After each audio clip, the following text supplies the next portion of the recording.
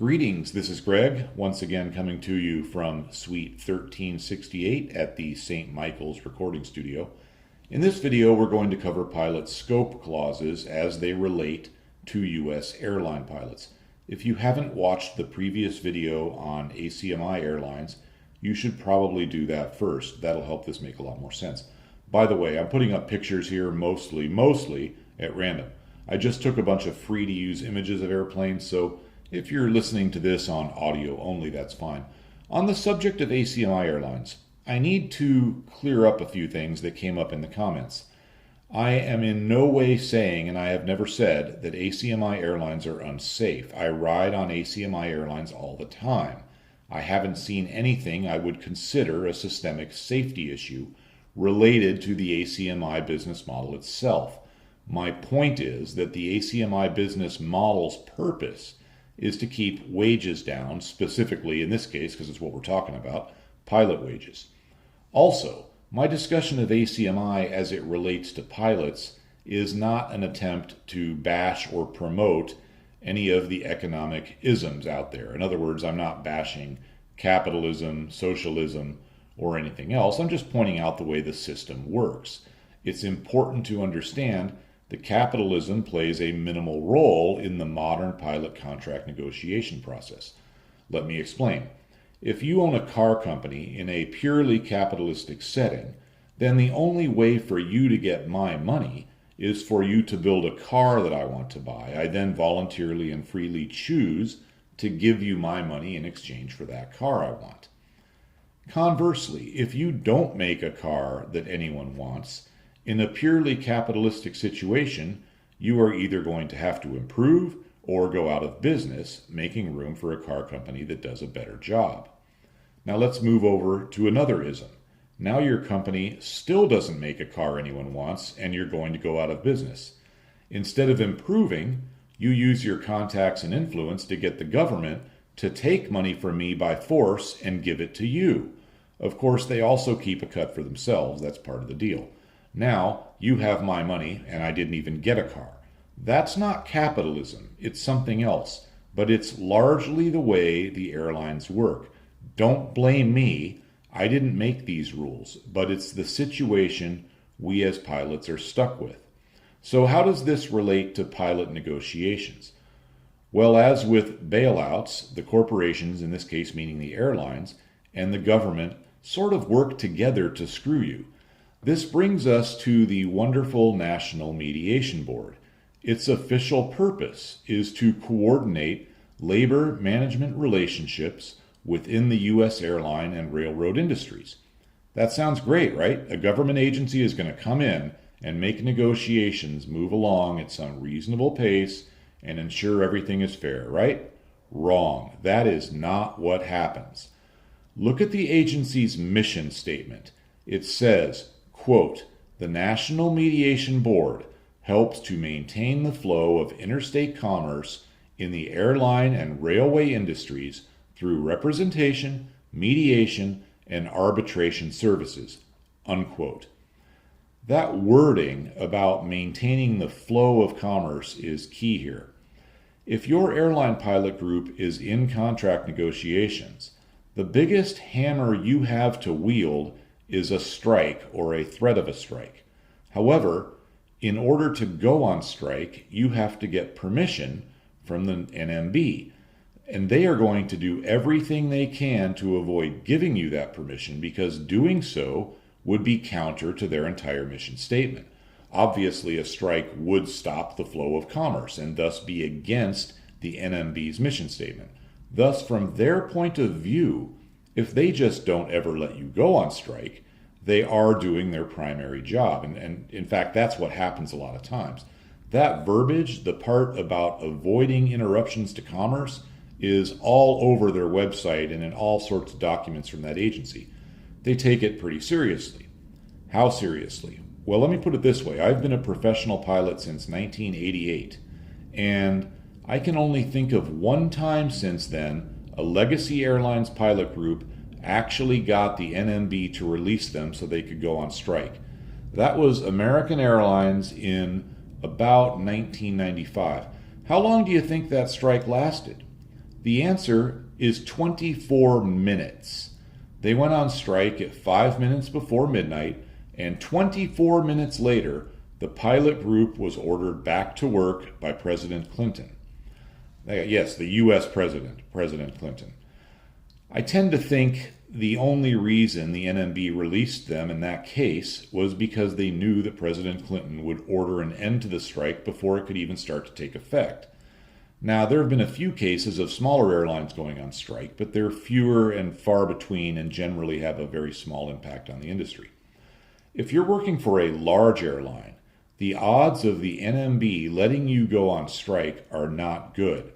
Thus, the government has taken away the biggest hammer that you can wield in negotiations. This isn't capitalism. The government will also stop your pilot group from engaging in any sort of, quote, job action, unquote. This includes things like following federal aviation regulations to the letter, and I'm not making this up. The pilots for Comair, a now defunct regional airline that was owned by Delta, tried to slow down the operations during contract negotiations by simply following the federal aviation regulations to the letter of the law. They were ordered to stop doing so by a judge. So not only will the U.S. government not help your pilot group during contract negotiations, they will actively work against you and for airline management. I mention all of this not to whine or complain, but rather because it's important to understand the rules of the game and the way the board is tilted. And a lot of pilots fall into the trap of thinking that the basic rules of capitalism or supply and demand will help them out here. But they won't. We don't have capitalism in regards to pilot contract negotiations, at least not to a large extent. So the rules of the game are against us, and the playing field is tilted in management's favor. That makes it more important to understand the rules and to understand the advantages that we do have. One of those advantages in collective bargaining is the ability to have a scope clause in our contract. A contract, for those of you who don't know, it's often called a, quote, labor agreement, unquote. It's a document signed by the pilot leadership, meaning union leaders, and the company. And the document defines working conditions, compensation, and more. In other words, how many days a month will be worked, extra pay for additional days, pay rates, healthcare, and so on. As a pilot, you want a contract. Without one, your working conditions and compensation could change day to day at the whim of management. That would make living a normal life as a pilot very difficult, something that's already actually a little bit difficult. Considering that there is probably no airline CEO out there working without a contract, and there is a reason for that, having a contract is a pretty good idea. Now, in regards to getting a contract, well, collective bargaining is much more effective. In other words, bargaining as a pilot group is much more effective than bargaining individually. Thus, almost every pilot job in the U.S. that's a really good job is a union job. This topic is a bit of a political hot potato. In the purest sense, employees banding together to negotiate with their employer to exchange labor for decent wages, health care, and more, without interference from the government, is about as near to capitalism as you can get. In reality, the process is heavily regulated and pretty darn far from capitalism, at least under the Railway Labor Act. That's the group of labor laws that pilots operate under. Overall, the employees under the Railway Labor Act have a pretty bad deal as compared with other labor groups, but there are some upsides. Under the Railway Labor Act, pilot contracts are allowed to have a scope clause. A scope clause is a portion of the contract that defines what work a pilot group is entitled to and what can be subcontracted out to other airlines, usually meaning ACMI airlines. As an example, United Airlines pilots have a scope clause that prevents United from subcontracting the flying of any airplane with more than 76 seats. There are further restrictions in their scope clause on numbers of airplanes, block hours they can fly, that sort of stuff. All airplanes within the United network that have more than 76 seats are flown by pilots on the United seniority list because, again, that's the limit of scope in their case. The scope clause is very important. Anytime in negotiations a management team asks a pilot group to give up portions of their scope clause, It is a bad sign and you shouldn't do it. If this happens, you need to assume that any flying no longer protected by scope will be going to another pilot group, and your group will suffer the resulting downgrades and furloughs. This is clearly evidenced by just a quick look around the industry. In almost every single case, airlines subcontract all the airplanes they can, and I mean all of them, up to the limit of their scope clauses. Take a look at United, Delta, American Airlines, FedEx, or UPS. All of those airlines subcontract out quite a bit of flying. For example, United subcontracts out every single airplane in their network that has fewer than 76 seats. Every single one. They don't just sub out 30% or some lesser number. It's 100%. And the other airlines operate the same way. Thus, the scope clause is one of the most important parts of the pilot contract, maybe the most important part. Without it, it almost doesn't matter what your pay rate is, your schedule, anything else. Your airline is likely to shrink. Thus, captains will likely have to go back to the co-pilot seat and take the resulting pay cut. Co-pilots will be most likely furloughed. And as the pilot group shrinks more and more, it will only get worse. Of course, the airline itself will be fine. They will simply use ACMI partners to move the passengers, and the passengers won't even know the difference. I have no doubt that if United pilots moved their scope clause seat limit up to 150 seats, then every single 737 would be operated by the ACMI regional airlines in a very short time. And if you disagree with me, well, then you're going to have a hard time explaining why every single 76-seater or less is operated by pilots not on the United list. So it's critical to understand how these scope clauses work, as having a scope clause is one of the few advantages pilots have under the Railway Labor Act. So why don't the airlines just get rid of these scope clauses? Well, again, that brings us to another advantage that we have. And again, this is all about understanding the rules of the game. Under the Railway Labor Act, pilot contracts do not expire, not ever. They continue to remain in force until replaced by a new contract. There are some exceptions there. The airlines can force certain things through via bankruptcy, but we're not talking about bankruptcy. That would be just a whole different thing. So once in place, scope clauses don't go away unless the pilot group is dumb enough to give it up in their subsequent contract. Of course, few pilot groups would do that.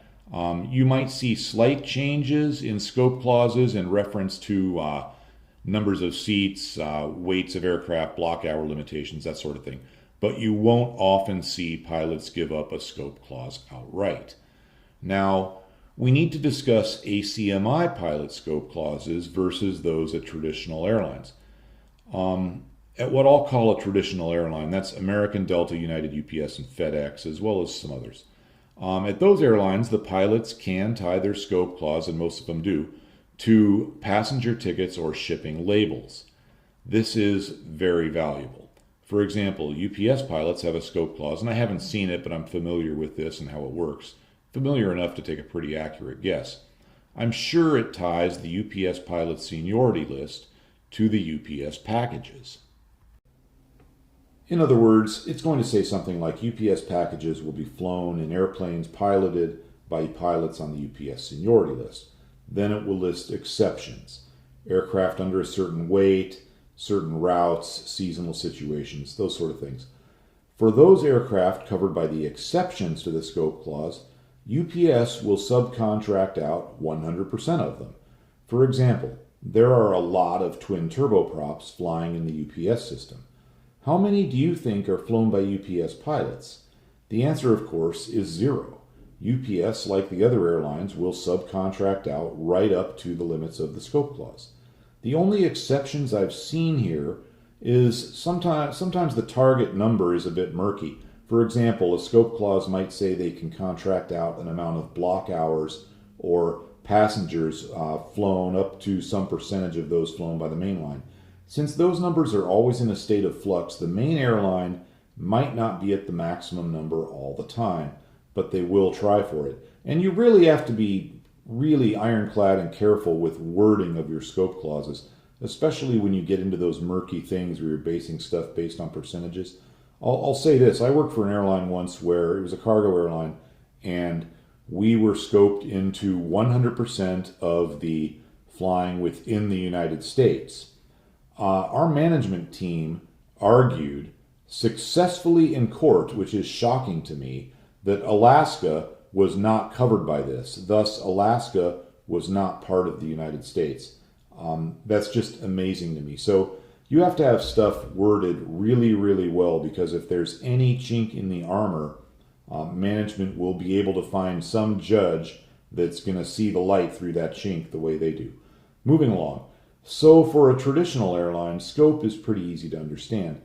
You should have that down by now. What about at an ACMI airline? That's much more tricky. For example, there are many U.S. airlines flying in the DHL system. None of these pilots have scope clauses that tie them to DHL packages.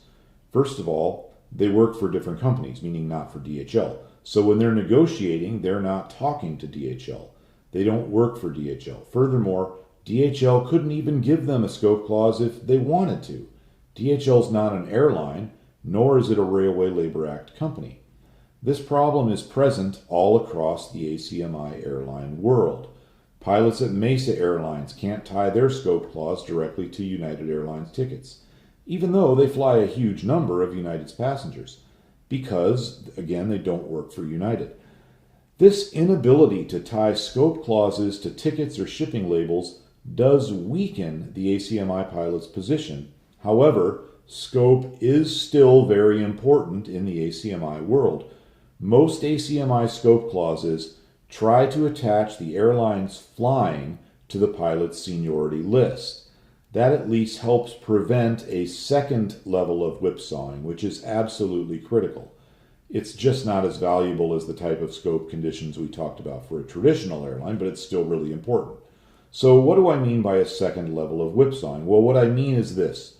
Hercules Air, an airline we're making up here, could purchase another airline. Let's call that airline Western Cargo Air. And Western Cargo Air has a far lower cost pilot group. Hercules has a pretty decent ACMI contract with a company called Rio Grande Logistics, and the pilots for Hercules have been flying these contracts for years, and they've been building their careers upon this.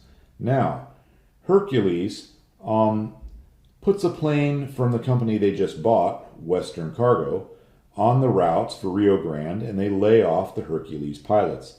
This is a great way for management to get out of a pilot contract they don't like. In the ACMI world, the only thing that can prevent this from happening is a scope clause, so it is very important. This is especially bad if this happens for pilots because, as discussed in my ACMI video, pilot careers are seniority based. Pilots have a huge investment in their airline. Think about it this way. That pilot at Hercules might have worked there for 8 years and made very little money during the first 5 years until he upgraded to captain. During that time, both Hercules and Rio Grande Logistics have done very well, and they've grown, and the pilot did a lot of work to help make that happen. But now he's being furloughed, so he can be replaced with a pilot from Western Cargo. He's going to have to go back to the bottom of the seniority list somewhere else, back to first year pay. It's going to be a massive pay cut, worse benefits, everything else. And that's best case. That's if he can get another job. So, at risk of sounding like a broken record, the only protection against this for an ACMI pilot is the scope clause. Now, it won't help prevent the first level of whipsawing, which in this case is when Rio Grande Logistics pressures Hercules by threatening to contract with another company. That can't be prevented in the current system, but we can prevent that second level of whipsawing. Hopefully at this point you understand the importance of a scope clause to a pilot group. Without it, you have no assurance that the time you put in at that airline will be of any value. Your job could go away at any moment, even if the airline you're working for is healthy and making tons of money. So how did the airlines get these, or how did the airline pilots get these scope clauses into their contracts in the first place? As with anything else in the contract, it is a negotiated item. In other words, the pilot group agreed to work for a lower pay rate, work more days, or whatever, make some other trade-off to get that scope clause. That's a typical tactic. You get a scope clause in the first contract and work on pay and other items in the subsequent contracts. Airline pilot contracts normally have a 4-year duration, at which point they do not expire but become amendable. A big part of the reason that scope clauses are so strong at the traditional airlines is that they date from a time when it was difficult for airlines to subcontract out much of their flying anyway. Thus, they were more willing to negotiate for these scope clauses, and of course that happened about 30 years ago, and as contracts don't expire, and the pilots are savvy enough to understand how this works, usually, they just don't give up the scope clauses. Actually, there is one case where the pilot group did foolishly give up the scope clause. It was one of the biggest screw-ups in airline labor history, and it wasn't just the pilots, it was their union leadership that kind of screwed them over, and I hope it's never repeated. This caused a lot of lost jobs, and in my opinion, suicides, murders, and more. There were definitely suicides and murders. I guess the debate could be over what caused it, but anyway, I feel pretty strongly that this was it. Anyway, it was a bad deal. DHL, which stands for Dalsey, Hillblum, and Lynn, was a U.S. freight company started by those three men. They had an airline called DHL Airways, which moved all the DHL freight around. And the DHL pilots had a very good contract with a very strong scope clause, tying them directly to the DHL shipping label. It was one of the strongest scope clauses in the industry at that time. I'm not going to cover the entire saga, but because it would take up too much time.